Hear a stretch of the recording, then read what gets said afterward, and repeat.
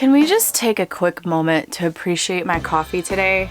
Holy crap, guys. I am addicted to whipped coffee. You have to try this if you haven't. I also want to say that I went to sleep at 9 a.m. this morning and I woke up at 11:30. I blame this. Too much coffee. I'll throw a little recipe in here for you if you're curious. Court Box is legit these days. Totally legit. Hi everyone, my name is Courtney. I write under the pen names Lyra Parish and I'm one half of the USA Today best-selling duo Kennedy Fox. And today we're going to talk about publishing in 2020. This wasn't the type of video that I particularly wanted to make because hello, new decade. It was like the beginning of the year and then this pandemic happened. I have had a lot of people personally reach out to me and ask my opinion on publishing in 2020. Yes, there have been new authors who have contacted me, but there have also been people who have been published just as long as I have who have also slipped into my DMs. So I thought that it would be a good discussion to have today and will hopefully make you feel a lot better by the end of the video. Real quick, I've decided that I am going to start doing a comment shout out. There's going to be a comment winner in every single one of my videos. So this is the comment winner of the last video. If you want to be featured in my next one, just make sure to comment on this video below and you could appear right here. So let me give you a background of my education. I have dual degrees in finance and economics. I liked supply and demand. There is no free lunch. It really helped me kind of understand business as a whole. And because I had that entrepreneurial type personality, it really interested me. Also, I had really great professors, so it made it that much more fun for a subject that sometimes can be dull. I graduated college in 2008. Okay, if you are not aware, 2008 is when we had the Great Recession of the 2000s. Basically, our professors told us that we needed to get teaching degrees because it would be impossible for us to find well-paying jobs. And someone who went into debt to get a college degree, that was disheartening to hear that. I was like, wow, I am about $45,000 in debt. I've got 2 degrees and I am not going to be able to get a job. And it was a very scary job market for new graduates. And I'm sure there are people who are graduating this spring who probably feel exactly the same. You didn't have 6 months or a year of your professors telling you to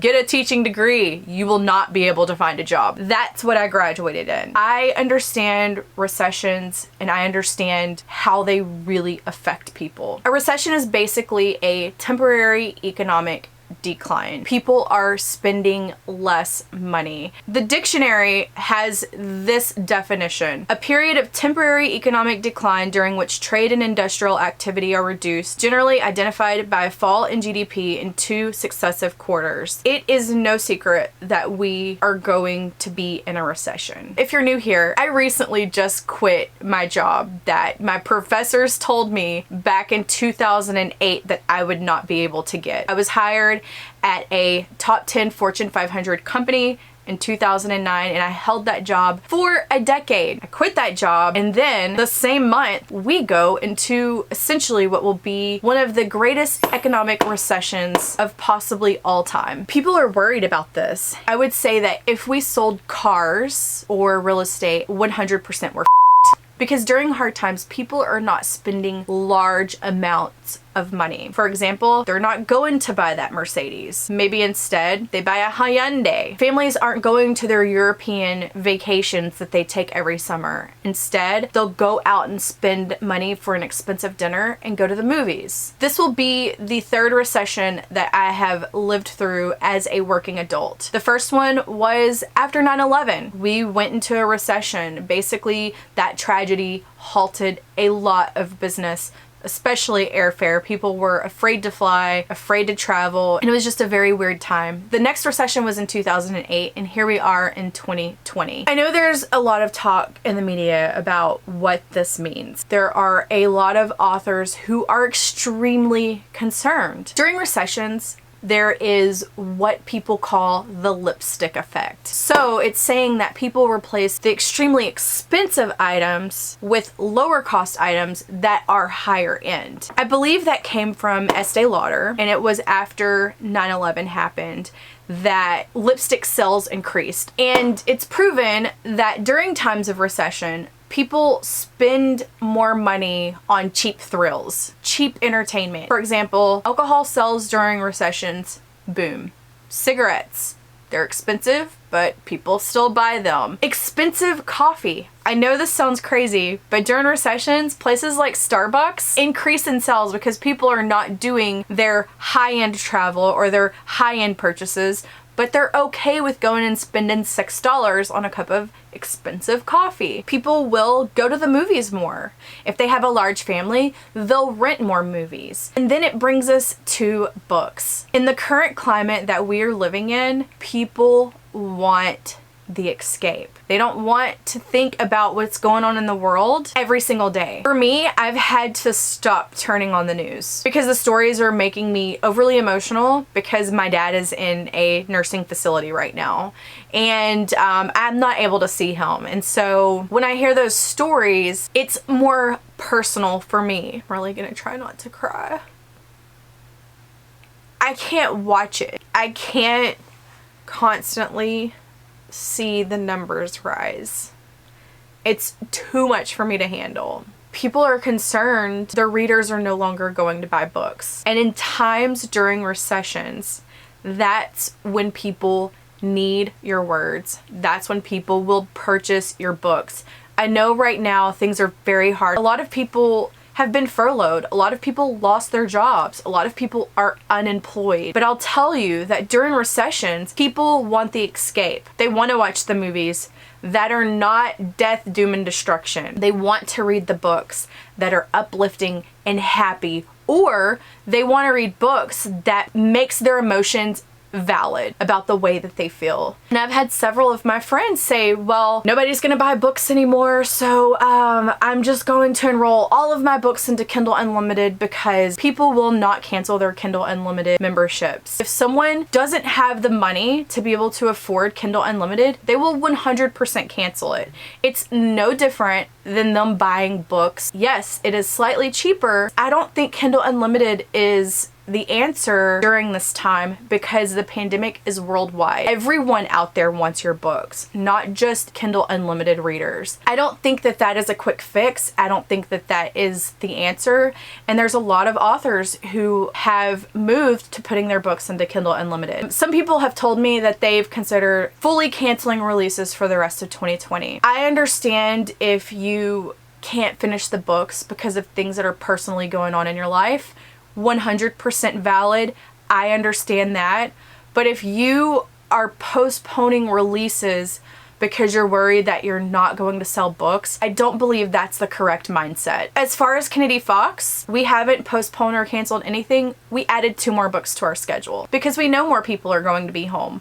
We know more people are going to want that happy escape. They're going to want a love story. They're going to want to read adventures, action, uplifting stuff so they can escape from the things that we are dealing with right now. Some people have said my sales they're just gonna completely drop off. And I know that this is not the same for everyone. I know that we're well established. I know that we have a large backlist. I know that we've been around for a few years and it's different for new authors. But I'll tell you this, we have books for free all year long. It's a part of our marketing plan. We give away free books all the time. We rotate books in and out of being free. They're not perma-free. They don't stay free forever. So it's kind of like grab it while you can because it's going back up to $4.99 eventually, usually within 3 or 4 weeks, sometimes 2 months, but it will not be free forever, I promise you. During the holidays, for example, people give away a lot of free books. Basically from Black Friday, which is the day after Thanksgiving for all you people who are not based in the US, to New Year's.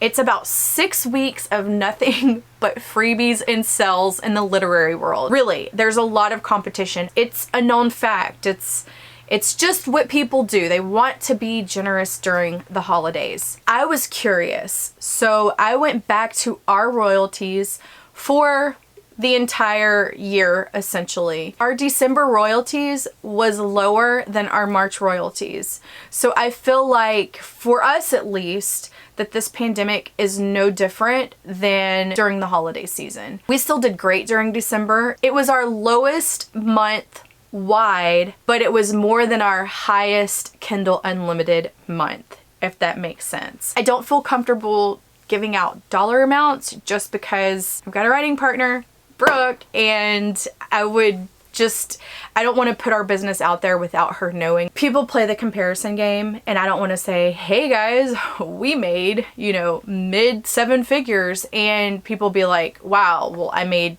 $300 during December. I don't give dollar amounts because I don't want you to feel less than me, because I've said this several times over the course of me having my channel. Like, we are equals. All of us. I see all of us as equals. I don't care if you are traditionally published. I don't care if you are with a small press. I don't care if you're self-published. I don't care. I'm not one of those judgy author tubers who sits on a pedestal and judges people for their route of publishing or for how much money they make. That's not me. I don't play that game. We all write our books one word at a time. I believe that we all work pretty hard. I've been the author who has made $300 in a month. I've been the author who has made $30 in a month. I've also been the author who has made $80,000 in a month. So, I understand the full spectrum of it. I understand being published and being stressed out about selling books. I understand having a series that doesn't launch very well. I've been there. I've made the mistakes. I'm better for it because it's made me a more humble person, because I know what it's like to be the struggling author. I know that, going back to the recession thing, that this is very scary. I know there's a lot of unknowns. I would not let a recession hold you back. If anything, I would allow that to push you forward. And that's not me saying that you need to hustle, hustle, hustle, girl, you got all this time. I don't believe in that rhetoric either. I don't believe if you're not working hard, you're wasting your quarantine. I don't believe in that at all. Little known fact, when my dad had his stroke, I started experiencing like panic attacks and high anxiety, and I don't think I've told you all this yet. And I felt like I was at the bottom, just me, like I was not myself. And you can go back to my videos and you can see this. It's super obvious to me that I was just not myself. And people made comments about it. They're like, oh my God, are you okay? And I'm like, yeah, I mean, I'm okay. And I just want to say that it's okay to not be okay. It's okay to not work hard. It's okay if you are not producing a massive amount of things right now. I know that I work hard and I write a lot because this is my job now. There's this meme going around right now, and it's like, you should come out of this better with a new skill and all this stuff. And I'm just like, I don't know what everyone else is going through. And I've been super honest about my life and the shit show that it is. And I know that my personal issues are not going to change. And then all of this happened on top of it, which doesn't make it any easier for me. And I know other people are experiencing family members being ill or in the hospital, or they're experiencing family deaths right now and not being able to have people go and celebrate that person's life. I mean, it's very dreary out there. I guess the main point of this is to say that people need the escape. They need your words. They need your books. I know that it's hard to write.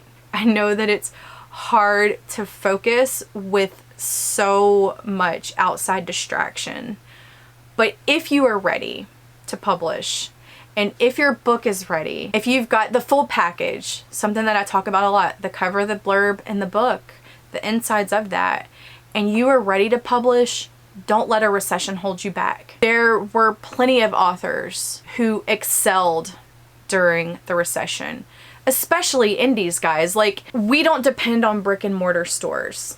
Most of us make our money online with ebooks, just gonna be honest, or with audiobooks. We do fairly well with audio, I'm not gonna lie. We do pretty good. You know, we don't have to worry about customers going into a brick and mortar store, if it's even open, or what the state of Barnes & Noble, how they're going to be after this. As indies, we don't really depend on paperback sales. I don't know how traditional authors are going to fare through this. I am not traditionally published. I don't pretend to know anything about being traditionally published, although we do have an agent, so we do deal with contracts and things of that nature. But if you want to publish your book, there is no better time to do it than now. I hope this makes you feel better about that, because like I said, we're not postponing releases, we're adding more.